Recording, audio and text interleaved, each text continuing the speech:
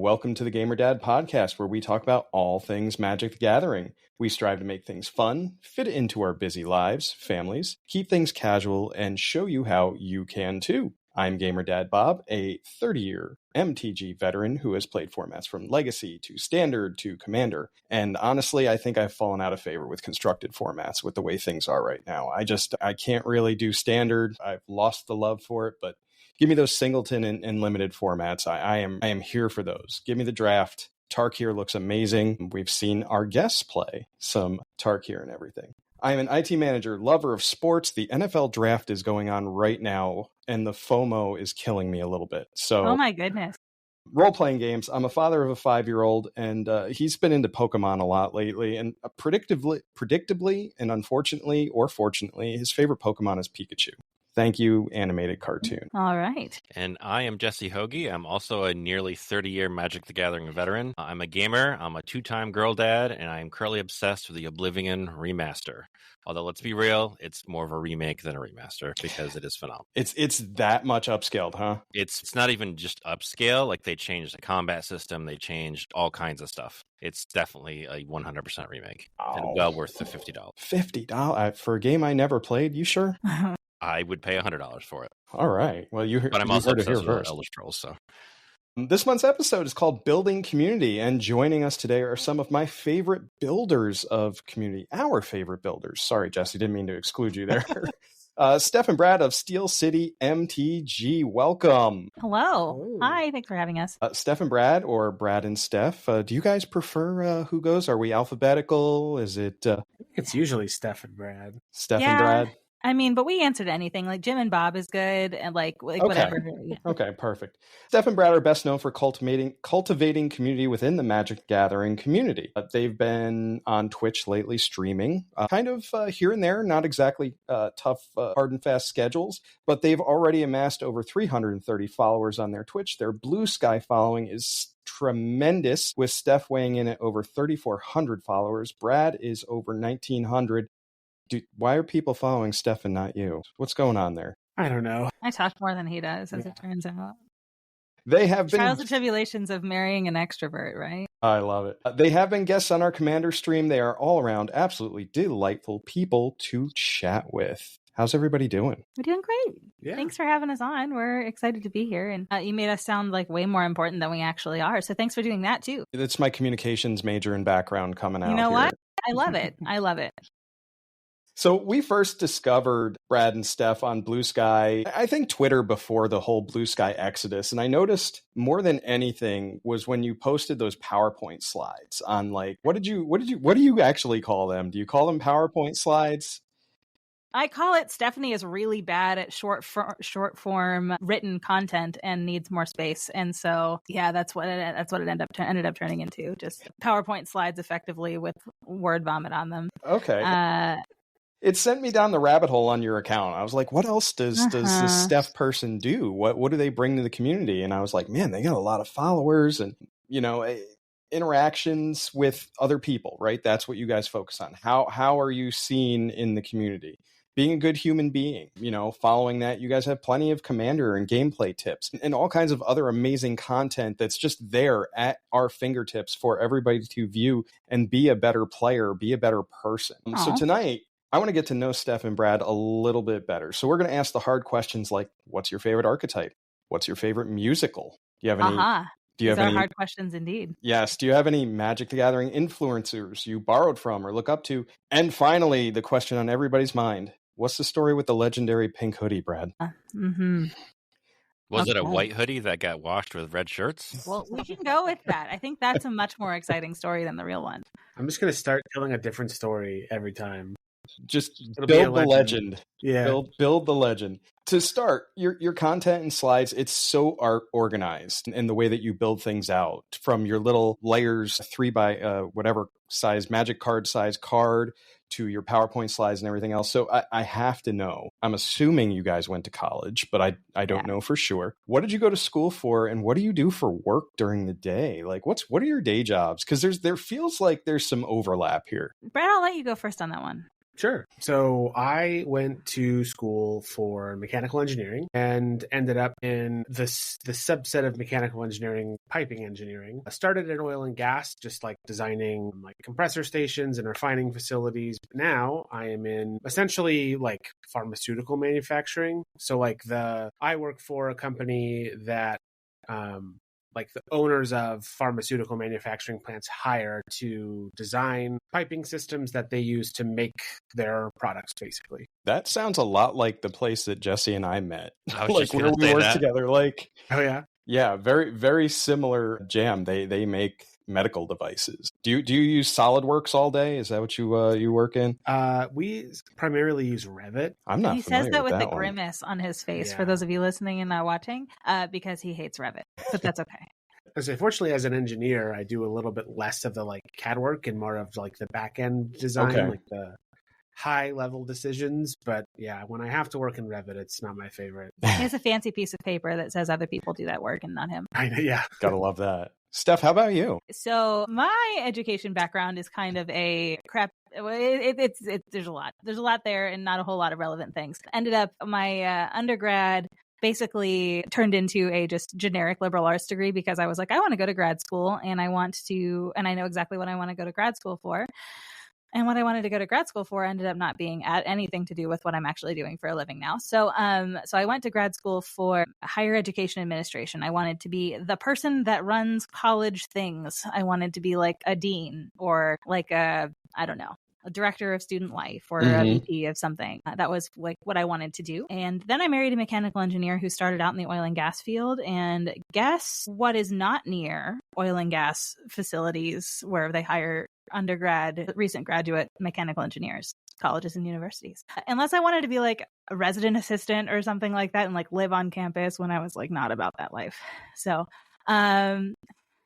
yeah, I went to school for that, and then I got out into the workplace and I was like, well, none of these jobs are where I am. And so what do I do? And it was like a lot of floundering and a lot of like trying different things until I ended up in the world of project management. And that's what I do now. So yeah, I've been doing that for about 6 years. I do that as part of my day job, so Yeah. I know exactly what you do. Yeah, I nobody do really that goes to too. school to be a project manager, right? Don't feel like it, no. And Yeah. I just learned this week because I have my first big project where I work that project management is trying to get people to do what they say they're going to do. And that's basically it.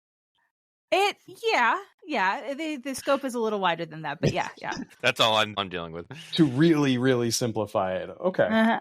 You know, it's funny because Jesse might be, well, Brad too, because you did the engineering degree, but I certainly am not doing what my college degree is. I and I spent 7 years in college trying to figure out what the hell to do with my life. I was nicknamed Van Wilder by the time my senior year rolled around because I was in my 7th year of school. Oh, wow. Yeah, I went from biology because I thought I wanted to be an orthopedic surgeon to computer science, and I decided that C++ was evil. I have probably 20, 30 credits in psychology because I wanted to do that. Then I ended up in athletic training, which was like orthopedics light. And finally, the school I ended up graduating from kind of screwed me over on getting into their athletic training program. So I had to pivot again. And I was like, I just need a degree. I'm on year 5. Yeah, what can I right. do with all these credits? So I need to, I ended up with a communications degree. That's also the school where I met my wife. So it all worked out pretty well. Yeah. We were coincidentally RAs together. That's where it starts. Higher ed stuff. Goodness gracious. Yeah. No, your education background makes me feel a little bit better because my education background has been kind of a hodgepodge. So I kind of shortcutted the question, but the longer answer involves I was admitted to school as a mechanical engineering major. I was like very science, engineering, physics kind of minded, and basically all through school I was like the prodigal engineering prospective student for all of my teachers in high school. And then I went to school. I was admitted as a mechanical engineer. And then like 2 weeks before school started, I was like, what if I just do something liberal artsy instead? That part of my brain already works really well. I want to train the other part of my brain. And so that was a really bad mistake from like a employability standpoint, right? But it was a really good thing in that like I think I'm a really well-rounded thinker now. And I don't think I would have been otherwise. Yeah, anyway, so All that to say, I hear you about indecision. I just made my indecision 2 weeks before school started instead of after school started. Yeah, I can totally relate to that. And the well-roundedness, I say this all the time to people. I'm like, just because my degree says I didn't do it, I still accumulated like over 200 college credits and a bunch of other crap. So it's all up here. It just, sometimes it comes out and other times it's not needed. So I also have like 75% of a second bachelor's degree completed in software engineering. Man. So I really am all over the place. Like when I say I'm a crazy person, I really, really, really mean that. But yeah, it's a crazy world. But you know what? I think I'm where I need to be. So that's good. That is what matters. So I like Bob said, my job is more like what my degree was. So I started with computer science. I did that for 2 years. I also got to like the programming, and I got to Calc 3. And like, because where I went, you had to take every level of math that they had. Yeah. And I got to Calc 3, and I'm like, nope, I don't want to do that. And by that time, you don't like the third dimension. Yeah. By that time, I was already doing web design. I was already doing IT support, because I've been doing IT support since I was 16. So I actually switched over to computer art because I was doing web design already. And majored in computer art, and then I've just stuck with IT support my whole career. I've been doing like either like low level tier 1 tech to I was a director at a college, my local college. I was an IT director, and now I'm a senior manager at a software company that's lets me work from home. So where I'm sitting is where I work. It's quite nice. Heck yeah, that's great. That is pretty nice. I'm jealous. I'm hybrid, so I'm in 2 days a week at my office. That's fair. Yeah, I think a lot of companies are switching to a hybrid model, even companies that were fully remote for a while. Return to office. They want to justify the office space. We don't have an office, so I can't go back anywhere. There you go. This guy did it right. Yeah, and you almost did it right too, Bob. We were both the finalists for our job, or my job that I have. It was between me and him. That was so weird because we both accidentally applied to the same role, not knowing, and then it was like, oh, you applied to this. So we had a back and forth, like, what did they ask you? What did they ask you? That's so funny. Ultimately, they offered Jesse the role, and he's really, fallen into it, matured into it. So it's working out really well for him. Good. Well, everything works out the way that it should, right? Yeah. So I feel like, good things. All right. So next question. It's pretty clear you guys have been playing Magic for a good amount of time, right? And you guys were certified judges at one point. Is that right? Yeah. Are you still that was indeed a significant part of our history.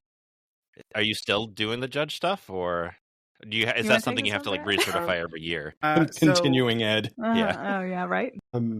We aren't really doing the judge thing anymore. So I don't know if you heard about the judge program basically like changing. But we got certified under the previous organization, which was Judge Academy, and then when Wizards ended their relationship with Judge Academy, a new group of judges came and started a new organization that Steph and I just didn't really vibe with as much. So we are still we would still kind of like to be doing that, but we haven't really been active judges. We haven't recertified with the new organization. So part of Wizards cutting ties with the judge program and the Judge Academy program. With it comes some advantages that, for instance, organizers can't require you to be certified by that body anymore, because that body is not there's not an official body tied to Wizards of the Coast. Now there is a certifying body, but it's a third party, and so most of the tournament organizers now, they'll ask if you're certified through a judge certifying body,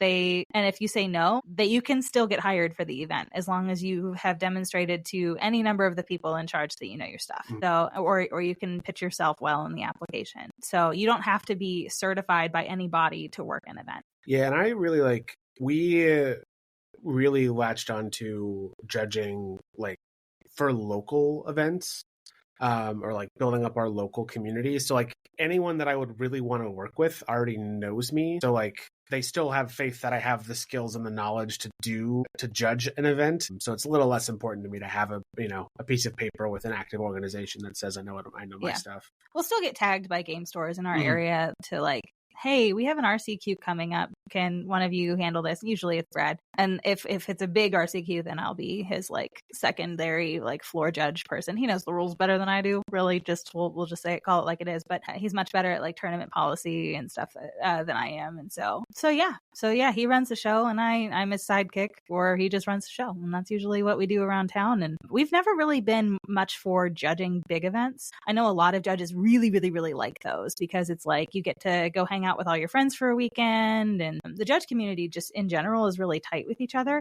And it's kind of sad that we don't get to participate in that part of things. But for us, those kinds of big events that judges really like going to and working together are for fun. I don't know that I want to go there and work. I want to go there and play games. And so yeah, it's really just been local judging for most of our history, for sure. Cool. And when did you guys start traveling to all the events that you do?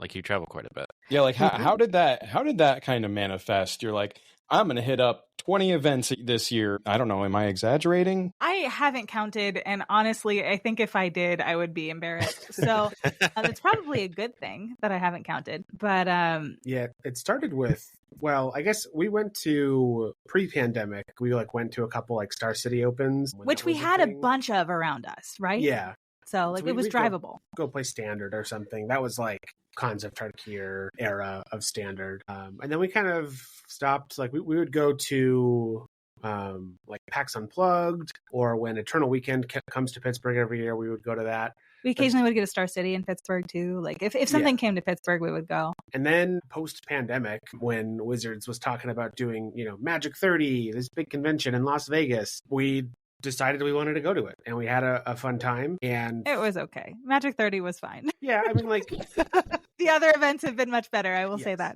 Yeah, but we started going to the Magic cons and not as much the like other things.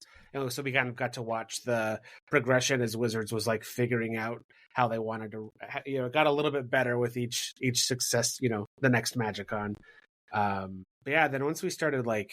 Because we reflect sometimes on how our experience at Magic 30 and like MagicCon when it was in Philadelphia, like it really was just me and Steph versus the MagicCon. Like it was just we go there and we play Magic and it was fun. But once we started like getting a little more involved with like the online Magic community, and we actually had like people that we were excited to see at those events, and people that were excited to see us, which was it's still a weird thing. But that was always sort of like started going to more. And making that more of a priority for our travel ambitions. Okay, so I'm not going to make you actually answer the how many events do you hit up a year, but I know you guys try to drive to as many as possible, right, over flying. So what is your hours mileage threshold before you're like, oh no, hell no, we're flying. This is just too much. Yeah, it's like 6 hours. 6 hours is about where at least I cut it. And for me I say this as the token passenger princess of our relationship. I don't actually drive to any of these things because Brad's like, well, it doesn't matter if I drive or if I sit in the passenger seat. And I said, okay. I'm fine with either role, honestly. Yeah. So all of these things are based on how long I want to sit in the car, not how long I want to actually, work behind the wheel of a vehicle. Yeah. So yes, about 6 hours. It takes us a little over 5 hours to get to Philadelphia, and that's kind of like the benchmark. For us, like we're probably not driving to New York City. We're probably not driving to New England. We're probably not driving to, I don't know. We did drive to Chicago. Which is like 6 hours. That's about on the line for us. It was a little over 6. So, and Indianapolis isn't super far. So Gen Con is doable and like that kind of thing. 6 hours gets you pretty far if you live in Pittsburgh. And so, and like, because I feel like your options for most Magic events are like East Coast, like Midwest or the West Coast. Right. Unless it's on the West Coast, we are probably driving to it. Yeah. Just because there's not a lot that's super far away from us. Yeah. The exception being Florida events. We go to probably more Florida events, or we have gone to more Florida events than any Pittsburgher probably normally should. And that's because we have family down there. Yeah. Makes it easy. Yeah, you guys have shared that information before. That's public knowledge. I pay attention. Well, if you're ever driving through Raleigh, stop by. All right.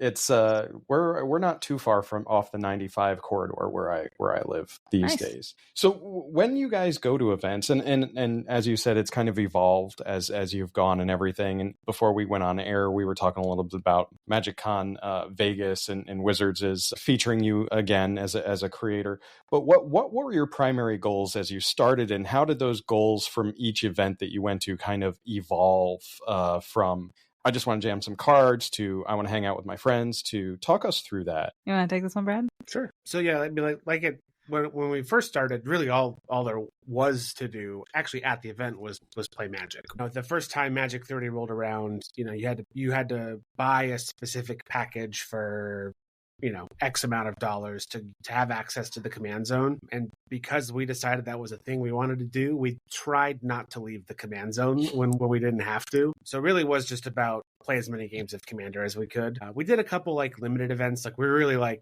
Two-Headed Giant Sealed is a favorite format of ours. It's great. And then as we sort of started to have more friends that we wanted to see, we have still tried to one thing we really like about conventions, and one thing that the thing that we can do at conventions that we can't really do anywhere else, is play Magic with strangers. And so we have a lot of friends that we like to see when we go to those events, but during the actual con hours, we generally try to prioritize playing with people we don't know. And then saving after the con hours, for dinner or going to see shows or hanging out or whatever. That's kind of the time we set aside to hang out with people that we already know, just because we can play Magic with a lot of those people on Spell Table. And so we don't need to drive 5 hours or fly across the country to play Magic with them.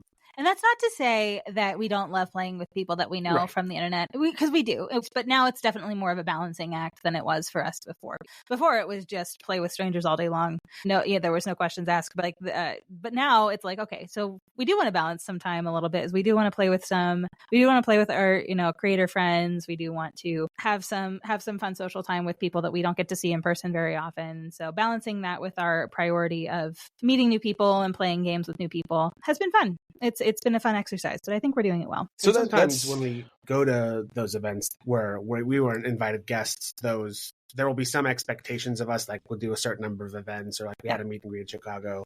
But yeah, outside of that, left to our own devices, it's generally just go to the command zone, play as many games of Commander as we can. So that's interesting that you've talked about, you're I want to get as many games in with people I don't know as possible. So is doing that, did that kind of spin your elevator pitch and other work that you've put into that? Did that kind of develop from that as you played more and more games and you're what's the easiest way to have that Rule Zero conversation? So you mean the strange Twitter PowerPoint chicken and egg, thing? which happened first with that? Were you oh man, we got to come up with something, or did talking to everybody, or I'm sorry, did it happen before you're I need to have something before we talk to all of these new people that we haven't met before? Yeah, that's a good question. I think honestly, it was birthed out of a need for it, I guess, from playing games with so many people we didn't know. But I think that started even well before conventions were in our life. We've been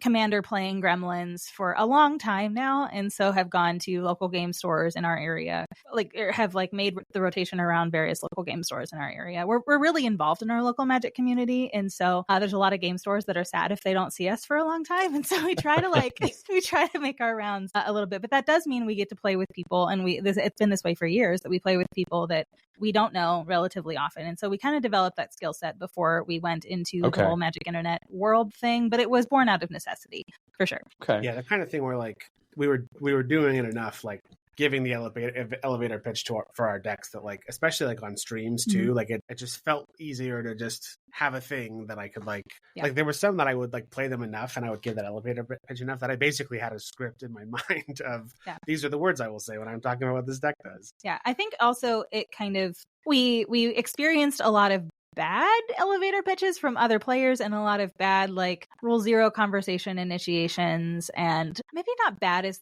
the word, but just overly complicated and in the weeds, and just things that I didn't think were well executed. And so I think we kind of learned from that, and we also just learned from what kind of questions are people asking us, what kinds of things we need to communicate up front. Man, I love those, and I really embraced when you kind of put that idea really out there and everything, and I was like, this is where it's at. This is how you have that conversation, that rule zero conversation start. And I'm sure, without going too into the weeds, with the brackets and everything now, everybody has a lot of opinions on how that now gets into the conversation as well, Sure. and how we work that in. So I'm looking forward to seeing how all of this stuff evolves from you, so I can just borrow it, and I say that because it's good, because it Sure. works. It is something that I would definitely use when I'm Jesus, our own pod does that. We still have those conversations, and we're all familiar with each other. We play almost the same people every single week.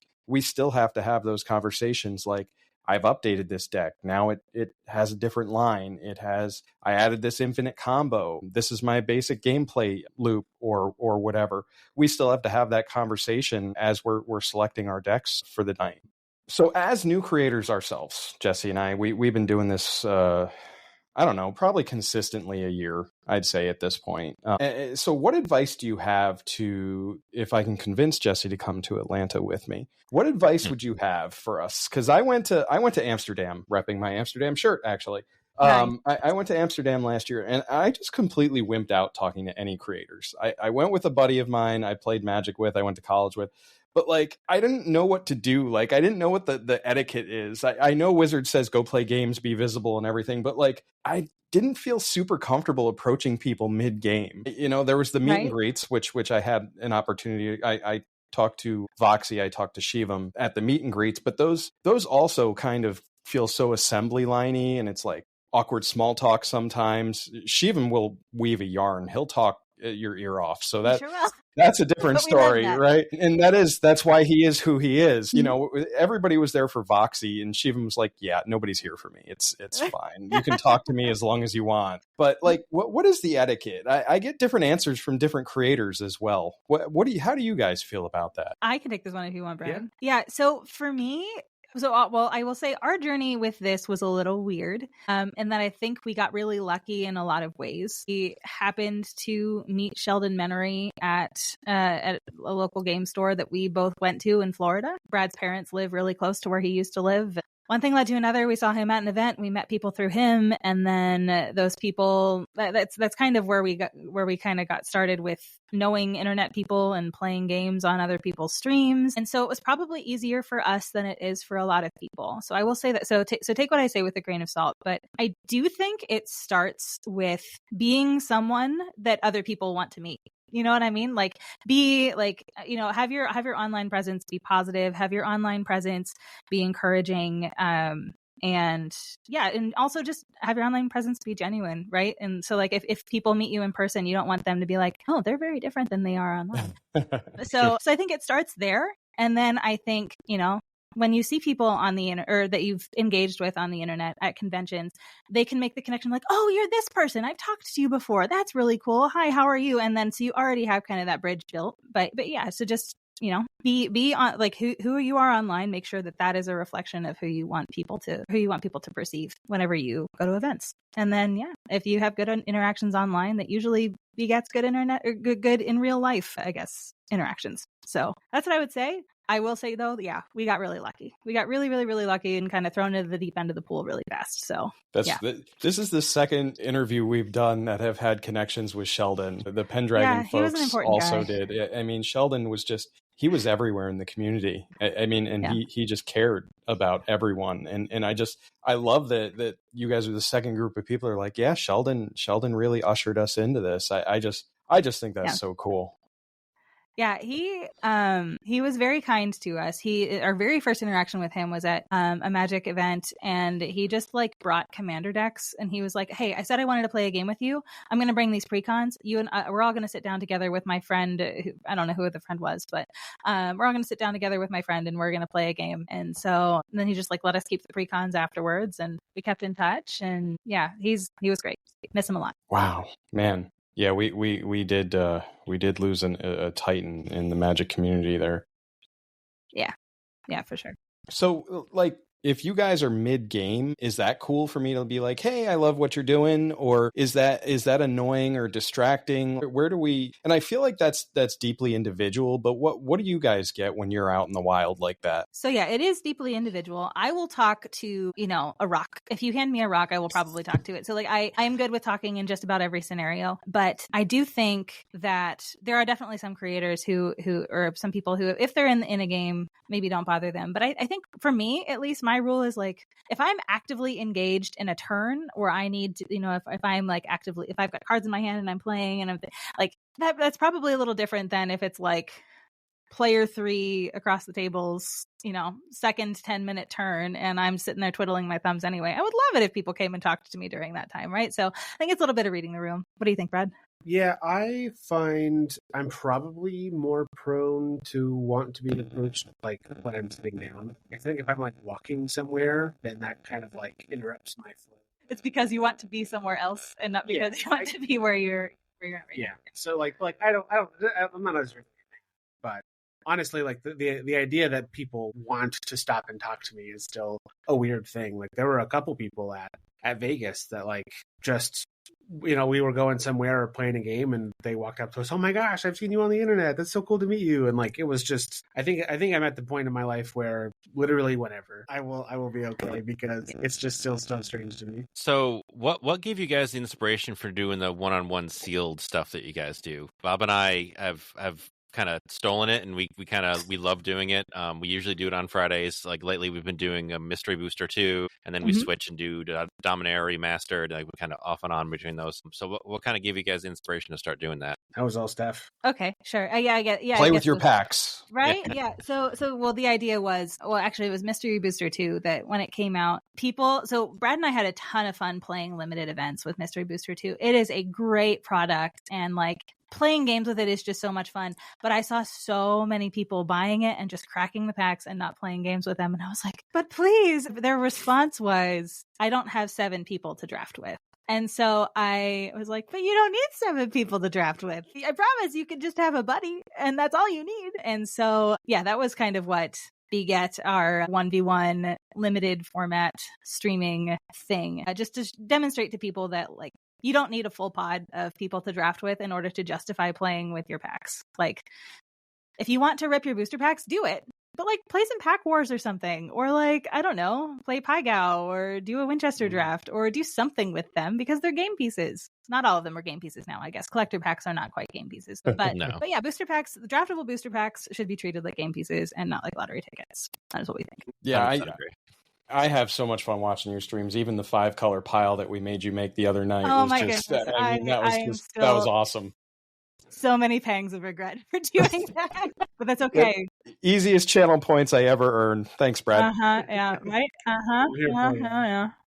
But I mean, seeing that kind of thing, and each game is so unique when you do those, right? And Jesse and I, it's weird because Jesse has won all of the mystery booster seals that we've done, and I have won all of the Dominaria boost packs that so the sealed events are wildly different from pack to pack, from event to event, and God, those mystery boosters are they are so tough to build from. Yeah, they are, but I think they're really fun. Yeah, I think they're really fun just because there's so many different directions you can go with it. Yes. So thank you for showing me this new little format that we can have fun with on a Friday night and just and stream. And absolutely. If you want more 1v1 limited format things, you just let me know and I will. I don't know how many you can do over a stream. Actually, that's not true. You could do Pygow over a stream. That would be really fun. And mini masters you could do. Yes. So I watched you guys do a Pygow. Yeah. It's fun. It's weird, but it's fun. Yeah, we did it. We were at a Laughing Dragon this last weekend in Santa Clara, and they were doing this thing where if you signed up for a commander, like there were free commander pods that you could sign up for. They just kind of wanted the numbers to report. And so they're encouraging, the way that they encouraged people to sign up for those was you get a booster pack of Dominaria Remastered. And so we signed up and they gave us our booster packs, but like the main event was just firing. There was not a lot of people around. So we just cracked those packs and did a round of Pygow with them. And he kicked my butt because I had like 2 creatures in my entire pile. It's so funny when you have like how the evaluation of magic cards change when you have 5 life and infinite mana. Yeah, suddenly the 7-drop creature that can be unblockable if you pay 6 mana into it is great. It's so good. You just win. My pack had a World Gorger Dragon. Oh my god. It was just like for stuff to play your cards, World Gorger. I did open one of those, Jesse, in one of our things, and I was like, nah, this ain't happening. That's so funny. So I'm gonna flip things on you guys now with the next question. So put yourselves in the viewer's shoes. What is your favorite content to consume when you are not hosting, when you are not streaming, when you're not doing things, when you want to shut off your brain and watch other people do Magic the Gathering related things? What's your favorite content to consume? I am subscribed to a number of channels on YouTube. I've really enjoyed watching Krim just play the most unhinged standard decks on MTG Goldfish. But yeah, so that and like Commander, honestly, like if I'm not doing Limited, I'm probably doing Commander, and the exception is probably MTG Goldfish. Okay. How about you, Steph? I don't watch a lot of YouTube. I wish I did, but I don't. But I do tune into my friends' streams here, and a lot of my friends stream Commander. So yeah. So it's whatever my friends happen to be doing. That usually is Commander, but sometimes it's really fun talk shows. Ooh. I know. Right? Do you know any of those? You know, I'll let you know in a minute. I gotta think. Yeah, no, but yeah, no. It's usually whatever my friends are doing whenever I happen to have time to sign into Twitch. So it turns into watching a lot of people play Commander, but it's good. I like it. I think that's one of my important takeaways over the last 6 months or so as we've been doing this and everything. And it really comes down to support your friends, support other content creators. You know, it's so important to get that feedback, to pop into a stream, to say hi, to do all of those things, because some people have 1 or 2 people just through whatever, and you pop in to say hi, good job, I like your content, or just throw a subscription or a follow or say something nice. That goes so far these days. And I think that really is important as you guys talk about that, right? What's the content that you consume? I support other streamers. I love that so much. Well, thanks.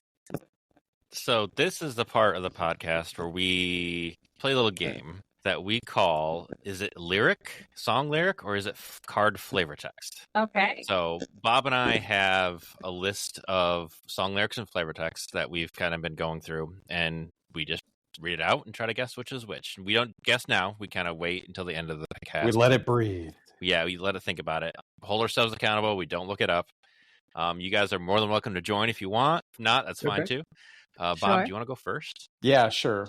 I still have 4 on my list, and I don't know which one I'm going to go with until right now. So I have 4 chosen. as well, actually. So my lyric or flavor text is: the dreams of a child fulfilled the wind on my brow, the air neath my feet. Okay. I have no idea, but I'll think about that one. Okay. For what it's worth, I have not guessed right yet. We've done probably half a dozen of these. Yeah, I went pretty deep into some of mine. And if you know I'm a heavy metal guy, so if it sounds like heavy metal lyrics, it probably is. But also a lot of flavor text is kind of heavy metal, so they go well together. Yes. So in that vein, mine is: the priests plead for your anguish and pray for your despair. See, once again, that sounds very Phyrexian, very Priests of Gix sort of thing. Or it's like Praetors and other stuff. But I always feel like when my mind goes there, I always feel like it's a trap. So I need to think on this one as we get to the end and flip that coin and see where we're going to go. Well, one of my first ones, if you remember, was actually a band that writes music about Magic the Gathering. That wasn't even fair. I got screwed on that one, man. Shout out to Visigoth, the band that writes Magic songs. I got screwed on that one. That was cool. That was really cool because I immediately after the podcast popped them on and I was listening to their song. It's about the Brothers' War. Yep, that's exactly what it was. Yeah. Nice. So keep in mind, and we'll see what the reveal is at the end. So I touched on this a little bit. So, some of my favorite topics are your elevator pitch, your getting to know people better, right? Don't be judgmental, things like that. The layers handout and cards. What else are we going to see from you guys? What's next? What do you got cooking right now? As far as the Stephanie has too many words for short form. Yeah, what's bouncing around your brain right now? So I am pretty big on the idea that I speak when I have something to say and not because I feel like I need to say something. Mm-hmm. And so I haven't made one of those recently just because I haven't really felt like I've had anything new to add to a conversation that's happening or a conversation that needs to happen. But, maybe that might change soon. I think, especially with the new bracket system or the bracket system and then the new updates to it. I did a post when they first announced the bracket system. Mm-hmm.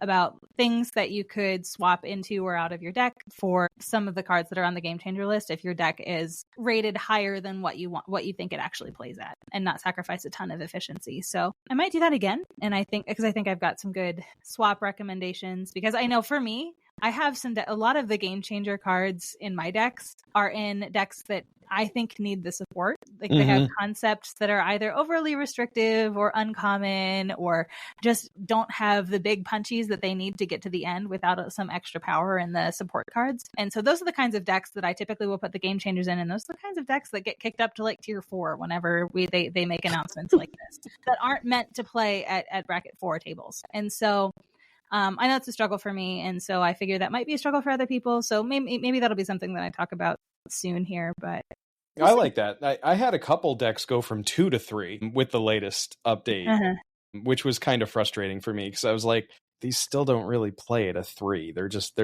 They can probably hang, but they're not gonna finish. Yeah. I think the recommended course of action for that from the commander panel is, okay, well, if your deck is registering at something higher than what it is, we might recommend to you to take out some of the cards that's making it register there so that it registers where you want it to. You can there's always the option to just have the conversation at the table. Hey, this is a bracket 2 except these things. Or, hey, this is a bracket 3, except it has one extra card here, but I don't think it actually adds a ton of power. You can do that. But if you want, just for ease at conventions and playing with people you don't know and things of that nature, it's, I think the recommended course of action is to just swap things. But that can be hard. Because you get attached to how a deck works and you get attached to the cards that are in it. And yeah. So anyway, that might be what I post about next. Okay. If I make a multicolored 4-square grid, like Light mentioned, it might be that, but we'll see. I think one of the things that kind of I'd like to do that you guys have inspired me for is those little like placards you have for what your deck is and what it does, right? That's all Brad. That is all Brad. Brad. Yeah. My man. You want to show people? Actually, can you pull one up? I don't know if you can or if you have it on here. I absolutely love these, and I need to get in my Canva account and start doing this for like all of my decks. I think he made his in Publisher, but they look good. We're gonna take a brief my play mat. Yeah, there you go. This is just the easiest way to do it. Nice. That was a nice transition, by the way. Ta-da! Yeah, these things are just awesome. Like, it tells us what the bracket is. It tells us this is your elevator pitch as well. Mm-hmm. Right here. Yeah. I love these. Yeah, it was funny. This started actually because I noticed like we were doing these elevator pitches. I was originally planning for this to be like I would print this out on like a magic card sized piece of paper and keep it in my deck box so I could just like be like, hey, this is what my deck does. And I like especially when brackets were first announced and this idea of game changers came out, I was like, oh yeah, I could put like I have a list of game changers in there so I can like have that as part of my conversation. And then I never actually printed them out. I just kind of made little graphics to put here. And then at some point I was like, oh, I could put the bracket on there and there's a whole thing. And so it's just a nice graphic to have up while we're talking about what our decks are doing. Mm-hmm. And so I can get people excited about what I'm about to play because it's big hype when I play Magic. All the time. I have been lazy and have not made very many of those. I have a few, but I was like dragging my feet on it a little bit because I knew the April announcement was coming out, and I was like, you know what, we'll just wait. No, I'm pretending like that was the excuse, but really it was just I was incredibly lazy.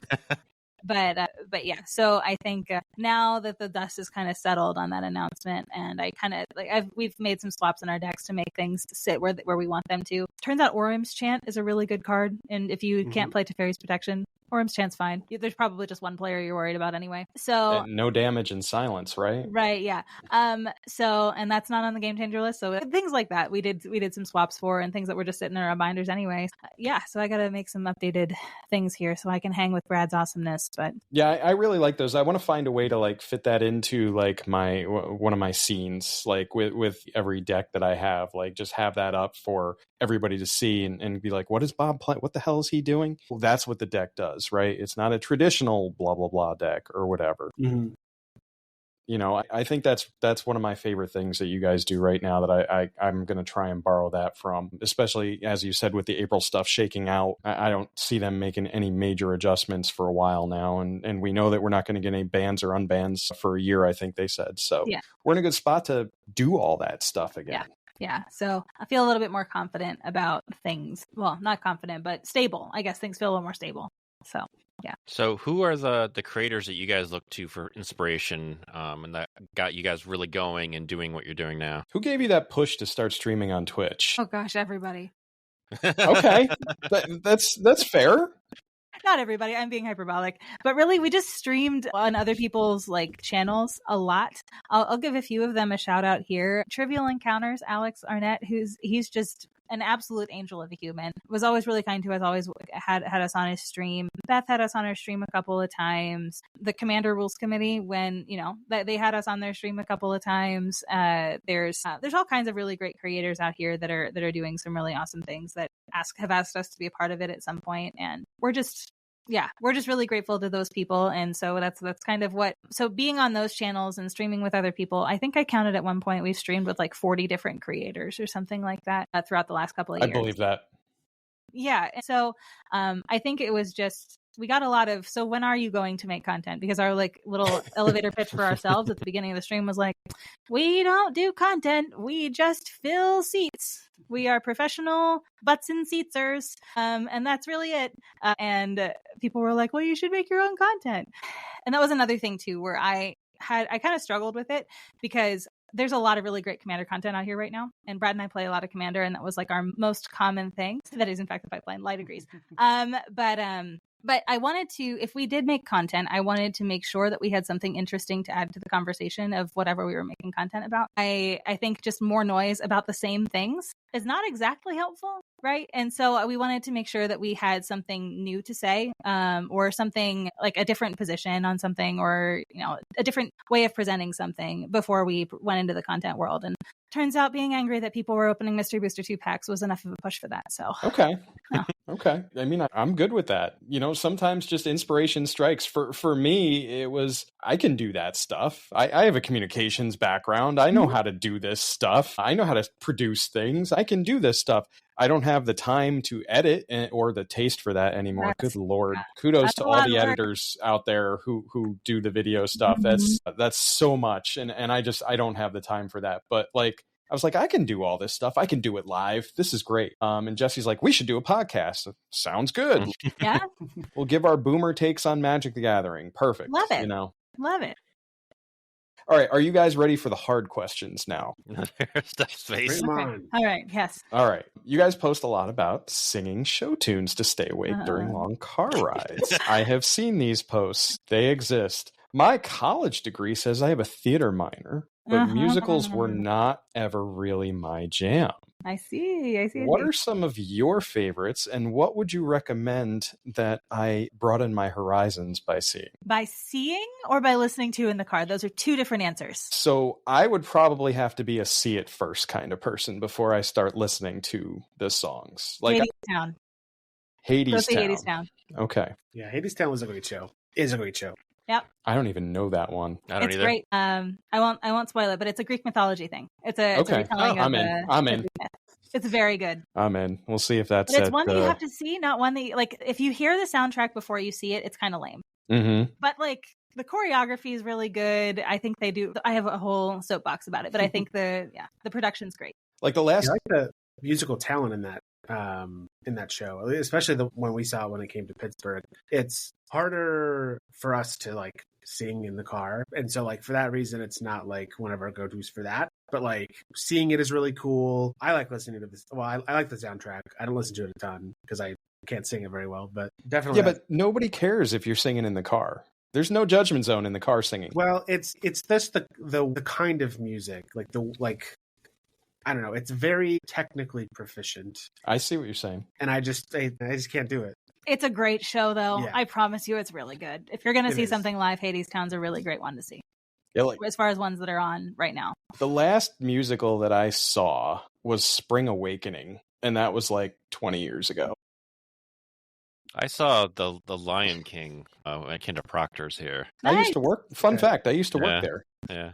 And my wife actually went and saw Wicked on Broadway last month. Wicked's always good. Nice. That's one of those ones that, like, we see a lot. I almost called it evergreen, but that's funny because for a lot of reasons, theater joke. But it's great, and I don't know. It's something that I think will be a staple in our rotation of things that we listen to in the car a lot.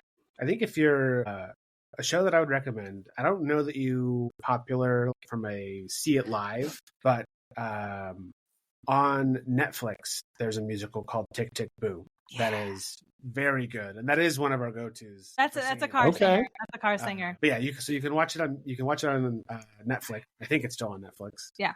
And so that's a good one if you want to try musical theater, but you're not really going out to the theater. You can just watch that. Okay, I love it. So what? These are the things that you're singing to stay awake in those long car rides at night when you're well, at least thankfully, maybe tomorrow morning you're going to need to stay awake too because you got an early start. You said. Mm-hmm. Yeah, it's true. I think we'll probably be doing a lot of that tomorrow. Nice. Yeah. Okay, so now shifting gears a little bit. So everyone has a type. Hard stop. No.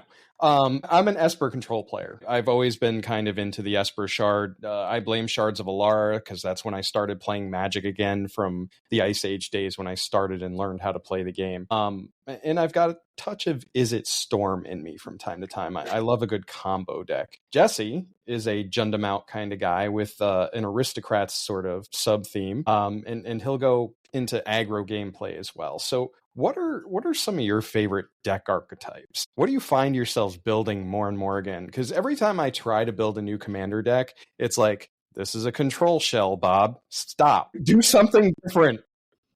I'm the same way. It's just, Bob. Yeah. Everything I build is sacrifice for some reason. So I have my all-time favorite Magic archetype is unfortunately challenging to pull off in Commander, but it's Tempo. I think probably my favorite Magic deck ever is Bant Spirits when it was in Standard, and also I guess now it's in Pioneer. But the idea that I can play my creatures, and my creatures also function as my interaction or my draw pieces. And so you play a spell, I cast a creature that taps it or bounces it or counters it or whatever. I've disrupted you a little bit. I have also advanced my game plan, and the idea of just staying one step ahead of my opponent all the time at every point in the game is, I think, super fun. That for Commander, that reflects itself in I have way too many Bant decks. But if I'm not doing that, my other love is Azorius Control. So I definitely vibe with the Esper Control thing. Yeah, he's one of those. Yep. Yeah. I wreaked havoc at our FNN at our local game store with Jace the Mind Sculptor based control decks back in the day. I actually had 4 foiled Jace the Mind Sculptors 100 years ago. Nice. Before I sold them and bought a house, but different story for a different podcast. So Steph, now you could buy them back for a lot less than a house. I could, right? Yeah. I tried to trade them for an unlimited Lotus. Nice. That would be good. Yeah, that would have been much better, but the shop was too smart. Yeah, I'm happy with that. Yeah. How about you, Steph? So I know I've answered some of your favorite questions with a reasonable amount of grace up until this point, but I am not good at favorite questions. I am terrible at favorite questions. And so this is exemplified in my habits for deck building over the last probably 10 years for Commander. And I think if in not Commander, I think I tend to prefer for more aggressive strategies, more low to the ground, a little bit less thinky kinds of things. I just want to turn monsters sideways and hit you. Mm-hmm. But in Commander, it's a little different. And I really, really, really try to be an equal opportunity archetype appreciator. The reason for that is I found myself, whenever I first started playing Magic and first started playing Commander, I found myself kind of like, well, I don't have a deck like that and I don't understand how that plays. So how could that possibly be fun? I started kind of like turning my nose up at people for like playing different decks that were different than the ones that I had. And I was like, wait, what if I try it? Like what if I like build something like that and then I see why they like it, and then maybe I can be a better opponent to them. Maybe I can and maybe I can just like broaden my own horizons or whatever. And so I started doing that, and I started doing that a lot. And so I really try to have something across the board in every kind of archetype that I can think of. And I haven't done well yet in understanding how to appreciate stacks. It's been an active effort for the last like 3 years, but I haven't quite gotten there, but I am pursuing it. But yeah, so I really like to try to have decks that do a lot of different things and a lot of different approaches. And I really try to find what's fun about those things and appreciate them. So, yeah. From an outside standpoint, I've observed the decks that you build are just pure value engines most of the time. You are going to build your decks and get the most bang for your buck out of your mana that you spend on each turn, and your creatures are all going to do things that are going to advance your board, whether it's your Trostany deck, whether it's a Niv Mizzet deck. You're going to have these value engines that you're just going to have these strong plans out the gate that are able to rebuild and continue to keep going even through adversity. That's what I've observed. That certainly doesn't happen very super often, but it happens somewhat often. I am my strategy and my I guess my restraint for Commander and my like funsies, be creative and be silly, comes in the deck building phase. Certainly for me, it doesn't come in the gameplay phase. And so whenever I'm building my deck, that's when things are silly, that's when things are goofy. But if I sit down at a table with a deck, I'm going to try to beat you over the head with it. So sometimes that turns into me bringing a pool noodle to a knife fight and just trying really hard to win with a pool noodle, and sometimes I get away with it. But other times it doesn't work out that way. But yeah, so I really do like trying to beat people up with unconventional things. So maybe that's my type, like silly, trying to make something silly work. And I mean, Jesse, I'm not a green player. How many times have I tried to play my Omnath deck that is not a traditional Omnath deck? This is the original one. 4 times. And it never gets there. I struggle with it. It's a Primal Surge deck, so it's all permanents. Just kind of like your what is that, Gadwick, Brad? Yeah. It's mono blue, oops, all permanents. Yeah, it's all permanents. I want to hit the Primal Surge, play the entire deck, and steamroll the board and hope nobody has a fog. It doesn't work. And I haven't ever gotten there. Nope. But to your point, the silly deck building is a lot of it, and it's so much fun doing. So we mentioned favorites. What are some of your Commander pet peeves? Or icks that you get over the years that you've been doing it? What kind of bothers socially, you? Mechanically, yeah, socially, what are we looking for here? Socially. Brad, what are your thoughts? Other than not showering. So we literally just talked about this in the car the other day. Yeah, I think like socially, I have a hard time with players or decks that like monopolize the game clock. So like whether it's I'm taking a lot of actions, or I'm going out of my way to prevent you from taking actions, or messing with the flow of the game to the point that you can't plan what your next step is. Like, I think right now, my least favorite card ever made in Magic is Time Sifter. I don't know if you're familiar with Time Sifter. God, I gotta Google that at this point. So it's like a 5 or 6 mana artifact. But the thing is, at the beginning of each player's upkeep, everyone exiles the top card of their library. And whoever exiles the card with the highest mana value takes an extra turn. So now the flow of the game is determined by whoever happens to have the highest mana value card on the top of their library. And I have a memory of a game at a convention once where that was the person's whole deck was, I'm going to put Time Sifter on the battlefield and then just throw my hands up in the air and be like, I don't know what's going to happen now. We're just going to play with Time Sifter. And I was like, I I hate it. I would scoop immediately if I saw that card. That is not in any of my decks, Jesse. There you go. We don't tend to scoop when people do things like that. And it's specifically so people can sit in their own crap and deal with the consequences. Because if they, I feel like they get gratified whenever you stand up from the table and are like, okay, no, you win. That is true. And I am just not willing to give that satisfaction to them. And so yeah, but that does mean I sit through and I waste a ton of my own time, which is not a great value proposition there. But we do our best to just sit in it and just be like, no, you are going to sit here and sit in the mess that you made and you're going to like it. So yeah. What about you, Steph? Pet peeves? So monopolizing the game clock is rough for me. I think just on the note of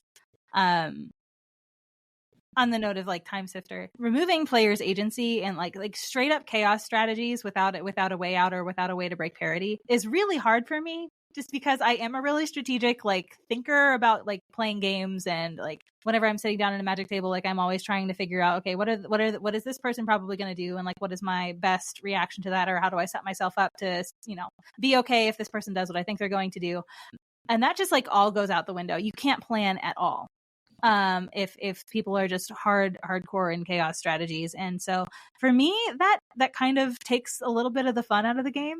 And so I understand why people like it. They just, we'll see what happens. Throw something at the wall until it sticks, and that's fine. And sometimes that means that, your neighbor gets your Ulamog from your deck on the battlefield and turns it sideways and wins the game, and it's really fun, and people have fun stories about that later. Great. But a lot of the time it's just I just feel like it removes a lot of agency, and I feel like agency is the fun part of the game for me. So yeah, not a big fan. That's funny. I've actually taken apart my most chaotic deck because it was Cascade plus Landfall plus a bunch of chaos type spells like Chaos Warp and other weird things that did some stuff. And, I had a really fun game with it in Amsterdam, but to your point, it was a fun story, but oh my gosh, the board states, the weird things that we had to worry about. It was, I think I walked away with that game with a headache. So I was just done at that point. At some point, the juice is not worth the squeeze, right? Yep. So that deck got taken apart. That's now part of a Landfall deck. A different one. What makes for the best vibes during a Commander game with people that you guys have just met? With people that we've just met. Ooh. Yeah. With strangers. The best vibes with strangers.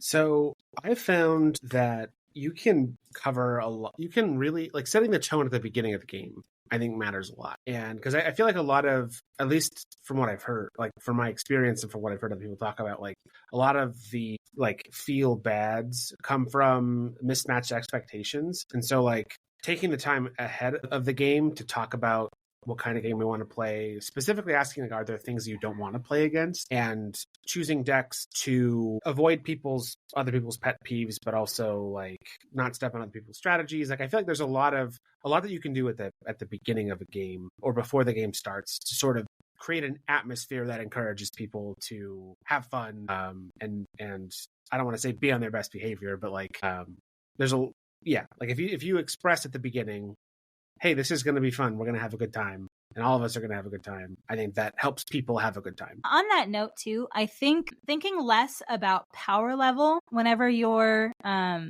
sitting down with people, and more about just deck mechanics and how they mesh, and which decks at the table are foils to which other decks at the table, figuring out where your deck fits in that puzzle and making sure that puzzle is relatively balanced in terms of okay, I have a lot of flying creatures, but your deck has a bunch of reach creatures. So you're going to have a hard time, or I'm going to have a hard time against you. And that's a good thing.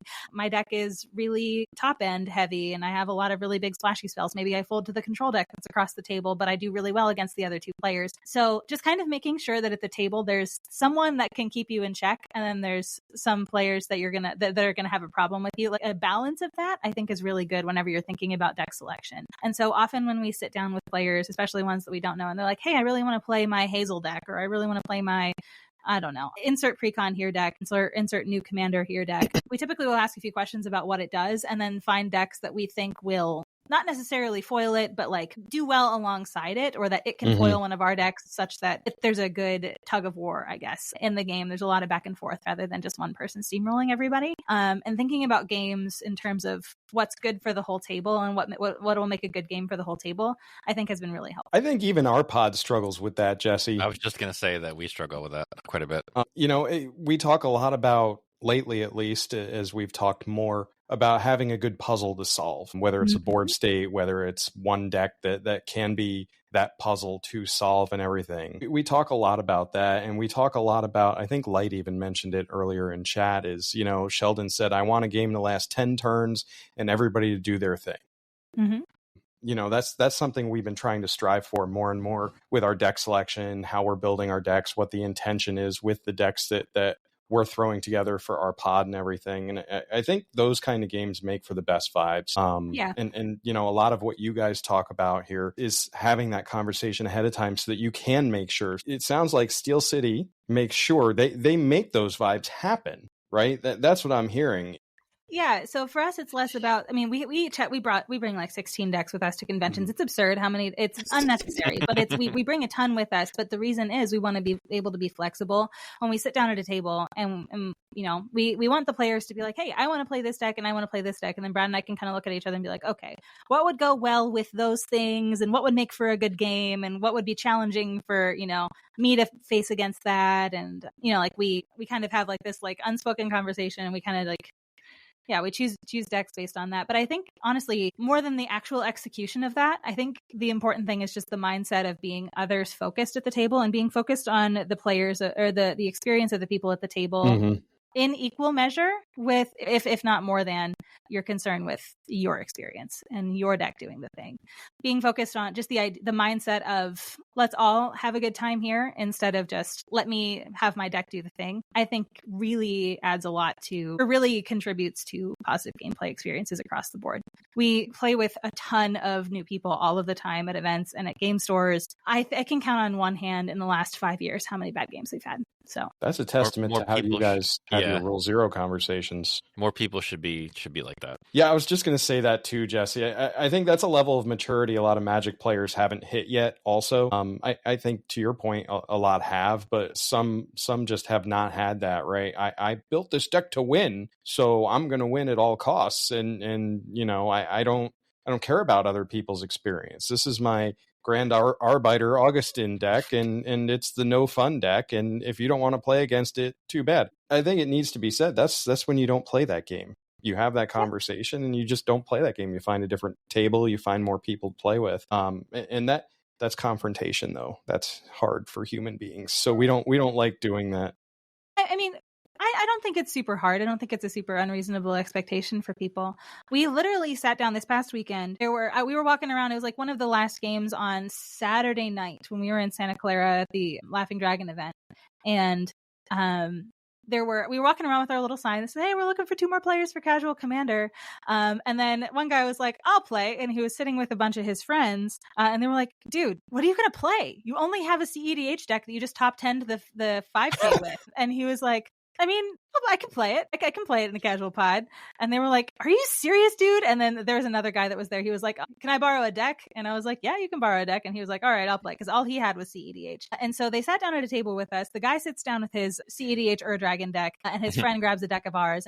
And the guy with the Ur-Dragon deck goes, you know what? Let me borrow one of your decks too. I don't think this is going to work. And he borrows one of our decks. And so so he had just one deck to play with, but he still found a way around it and still was a good sport about it. And that's cool. That's one of the only times I've seen that out in the wild recently, but like, I do think it's out there. And I do think that players are becoming more and more mindful, I think, of the experience of others. And we had a really fun game, and the guys ended up being like, whoa, this is cool. And I think they're going to be building regular or like casual commander decks now, even though, because they were playing like, they were like Yu-Gi-Oh tournament grinders and then got into CEDH like from that. That sounds familiar. Yeah. Right. But they were super great. And honestly, it was the best game, one of the best games I think we played all weekend. It also probably helped that the person who brought the Ur-Dragon CEDH deck, you handed him your Niv Mizzet. We asked the guy, so what do you like to play? He was like, dragons? And I was That's the deck that finished us off too. Yes, it is. That was a fun deck. Thanks. Changing gears, so you also play D&D quite a bit. You post about that quite a bit. You've been DMing for how long now? It's been like 7 or 8 years. It's been a long time. That's awesome. What, in your opinion, makes for a good D&D campaign? You wanna go on this one, Brad, first, and then I'll follow you. Sure. So, funnily enough, I think there are a lot of skills we developed playing Commander are skills that we use in D&D. Now, we're fortunate that we have a great group of people that we really vibe with, and I think that's a huge part of, like, we've been playing with the same group for so long. But, you know, one of the things that we do, because we're on, I think we're halfway-ish through our third campaign with this group. And one of the things we do before we sit down for each of the campaigns is basically have a pregame conversation. Like Steph has like a form that she sends to everybody that's like, you know, what kind of experience are you looking for? Like super mechanical, super role play heavy, like, and just like kind of polls the group to like get an idea of what everyone's expectations are, which is, you know, the thing we learned playing Commander. And similar, like having your approach to building your character be similar to building an EDH deck where there's like a theme and like your character has like quirks that like makes them interesting or fun, and also thinking about how that character would get along with a group of people and how they would cooperate with others. It's funny to me, like I'm just now putting this together, like how much we've used our experience transferable skills Commander to have a healthy D&D experience. Yeah, okay. I'll kind of piggyback on that a little bit. I think so. Similar to Commander, it really does start with a mindset of, and start with having a group, I guess, that is willing to have the mindset of this is about the group's experience as a whole, and not my experience as an individual, right? And I think I've been really fortunate to have players, and this isn't always the case, but I've been very lucky that my players, whenever they're making decisions in game as their characters, they're thinking about, okay, how is this going to impact the party? And is there a way that I can still interact with this situation in character that maybe doesn't throw the party for quite as much of a loop, or maybe doesn't split us up or put us in a bad situation? They're able to kind of step outside of like, oh no, my character wouldn't do that. They would do this. And they would, you know, throw this guy that's supposed to be our friend off a cliff for no reason because they're angry, or I don't know. There's not a whole lot of that happens. There's not a whole lot of like party sabotage or bad party dynamics that happens, because everybody that's there is there with the mindset of we are here to tell a story together and all come out from this having a really good time and enjoying the story together. And it's not about, I want my character to do the thing, or I want my character to be the main character. It's about, let's tell a story together for everybody. And I think that mindset is just so huge. So I love that. Lucky. Have you guys ever considered getting into any content on D&D stuff? No. I mean, just putting it out there. If you guys ever wanted to stream a one-shot campaign or anything like that, you know, sign me up. I'm sure you guys would get interest from other people in the community too. You could do a charity stream or something, you know, anything that would be fun like that. Now that's a lot of work. I recognize that. It is. You know, and it's not because I don't think we would have fun with it. It's like a spell slots thing. Like, I don't know that I have the spell slots to make that happen and to do it well. That's spoons for other people. I call it hit points for me. I know what you mean. Spell slots is, I think it's the, you know, we're talking about D&D, so right. But yeah, I think honestly, this is another situation where we have just been unbelievably lucky with the people that we have found ourselves with here. That is so cool. And like you think about the struggles that a lot of D&D groups have, right? Like getting together reliably, or people power gaming, or people lying about their roles, or people, I don't know, any number of things that people usually have issues with. We have zero issues with. Mm-hmm. And it's because everybody really wants to be there. It's because everybody is, you know, excited about the story. It's about, I don't know. We're just very lucky. I guess I'll say that. Yeah. Excellent. Last question, Brad. When you fight Mike Tyson, and should we call you Little Mac? Hopefully never. I think I would die. I think you're old enough to get that reference, right? Yeah. Okay. I mean, the pink hoodie is iconic, right? My wife even walked by and saw you guys streaming one night. She goes, I like that pink hoodie on that guy. I absolutely love it. So we teased a little bit earlier that there's got to be some story on how that is your go-to hoodie. Yeah. So the first Magic event that we went to, after we had really kind of made our way onto the internet Magic scene was Commander Sealed 2 years ago. And so it was the first real event that we were going to where we had coordinated with other people that we were going to be there, that there were people that we had not met in person that in theory would want to spend time with us. And so Steph had this idea that we would wear these hot pink zip hoodies and like tell people that like we're going to be wearing these all weekend. So if you want to find us, this is the easiest way. Yeah, find the two doofuses wearing the pink hoodies. Yeah, and so come say hi, and if we're free, we can play a game or whatever. And then I just kind of kept wearing it. Yeah, I decided that that's not a super socially acceptable or social. I don't know, like it's not a super normal thing to wear, and that has bearing for my apparel decisions. It does not for Brad, which I love that about him. And so we went across the country just this past weekend, and he brought one sweatshirt, and it was this pink thing. So I mean, it's part of my brand now. It's really important to me that it is brand consistency. Magic. You love it, yeah.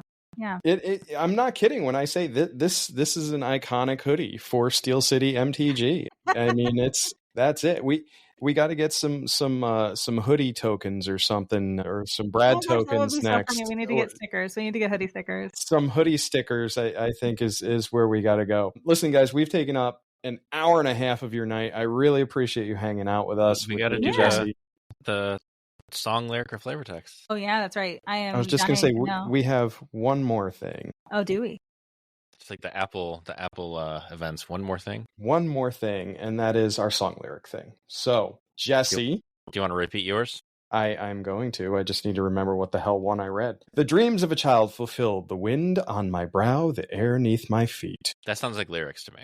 Of what? I'm not sure, but it sounds like song lyrics. I think it's a Magic card. I'm going with lyrics. I can't remember the last time I heard the word neath in lyrics, so that's what I'm going with. It's poetry. Lyrics use poetry, right? I understand this. But Magic cards also use poetry, so it's a Magic card. It is from Ice Age. It's Arnjot's Ascent. Arnjot's Ascent. There we go. Look that one up. That one is that's an oldie. That is an oldie. Mine's an oldie too. I'm going with Magic card, but I know this is a trap also. It could be. So the priests plead for your anguish and pray for your despair. Magic card. I'm doubling down on song lyric. I think it's a song lyric too. It is a Magic card. Whoa! Finally! It is Hymn to Torak. Is it really? It is Hymn to One Torak. of the 98 printings of it? Yep. I think it was the Homelands or Ice Age. I thought it was Hymn one to of the Torak older had ones. like in that like set had like 4 or 5 different arts. It did. My favorite was the wolf art. Very nice. It was Hymn to Torak. So Bob finally got one right. I feel like there's an art form to choosing your flavor text or song lyric. Oh, it's tricky. I guess unless you're going to pull from a band that sings songs about magic, right? You're probably avoiding flavor text that names magic characters, I assume. Yeah, that's where it gets tricky, right? Like, I'm not going to pick something that's like Urza did this or that. That's a problem. Or like something from Eldraine that names the plane. That would be a problem. Yeah, it's tough. It's tougher than you think. Yeah, I only have 3 left. I also only have 3 left. So we're going to have to do some more research. But thank you so much for spending your time with us tonight. We really appreciate you coming on and talking really about who you are. Because for me personally, this is one of my favorite things to do with the Magic community is learn who you are as people, learn a little bit more about you outside of the creator. Because to quote Steph from our stream, if you're the same person outside of your creation, then that's what makes you the genuine article, and you guys really are the genuine article. Aww. So thanks for coming on. Thanks for hanging out with us tonight. Safe travels tomorrow, and I hope you guys have some awesome games. Thanks. We appreciate it. Where are we going to find you guys next for the major events? Yeah, so this weekend we're going to be in Niagara Falls on the Canada side. That is a smaller event. It's a face-to-face games event. It's Saturday, Sunday. But the next big event is going to be MagicCon Vegas in June. Oh, get me some Final Fantasy stuff, man. Oh my gosh. We'll also be officially, as of today, we're also going to be in July at Command Fest Worcester. So Worcester. Near me, kind of. That's not too far from you, Jesse. No, it's like 3.5 hours. It's in July. Very I think nice. it's like July. Very nice. Thanks again. We appreciate you guys. Everybody else out there, have a wonderful evening, and we'll see you next time.